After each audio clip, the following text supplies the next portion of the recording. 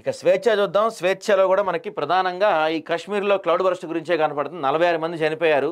చోసిటీ ప్రాంతంలో విలయం, 220 మంది గల్లంతు. పెను విషాదంతో మాచేల్ యాత్ర నిలిపివేత. మృతుల కుటుంబాలకు రాష్ట్రపతి సంతాపం తెలిపారు. ఇక్కడ ఉప్పొంగిన మూసి, సురక్షిత ప్రాంతాలకు లోతట్టు ప్రజలు. నిన్న మూసి మామూలుగా ఉప్పొంగల. హిమాయత్ సాగర్ నుంచి భారీగా నీటి విడుదల, 20,000 క్యూసెక్కుల ఇన్ఫో, 9 గేట్లు, 4 అడుగుల మేర 12,000 క్యూసెక్కుల నీరు దిగువకి.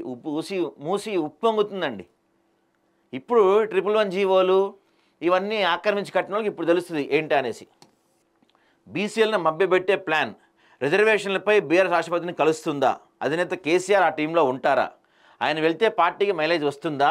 బీసీలు నమ్మి దగ్గర అవుతారా? ఇదంతా స్థానిక ఎన్నికల లబ్ధి కోసమే. రాష్ట్ర వ్యాప్తంగా జోరుగా చర్చ. అసలు ఈయన కలుస్తా అంటే వాళ్ళు అపాయింట్మెంట్ ఇవ్వద్దు ఫస్ట్. ఇక ఒక్కొక్కరిగా చేర్చుకుంటారంటే వీళ్ళు. చేరికలపై నమ్మకంగా బీజేపీ.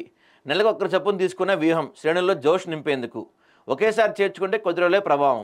గ్యాప్ ఇచ్చి చేర్చుకుంటే నిత్యం వార్తల్లో ఉండొచ్చంట. ఏం ఉపయోగం? మొన్న గువ్వల బాలరాజుని చేర్చుకున్నారు. ఆయనతో పాటు 100 మంది కూడా లేరు కార్యకర్తలు. మీరు అట్లా జనాల్లో లేని వాళ్ళని నెలకొకరిని కాదు, వారానికి ఒకరిని తీసుకున్నా ఉపయోగం ఉండదు. బిల్డర్లు జర జాగ్రత్త. రెరా లేదంటే లోకాయుక్త. చేసిన తప్పులకు ఎప్పటికప్పుడు శిక్ష తప్పదు. వాసవి, శాంతా శ్రీరామ్ సంస్థలపై లోకాయుక్తలో కూడా ఫిర్యాదు చేశారంటండి. గచ్చిబౌలి భూములపై అక్రమ అనుమతుల వ్యవహారం. My home, prestige, Vasavi, GP, Chandra green పార్కులు కూడా రెరా నోటీస్ ఇచ్చిందంట. అన్నిటికీ కష్టాలు మొదలైనట్టే. ఇక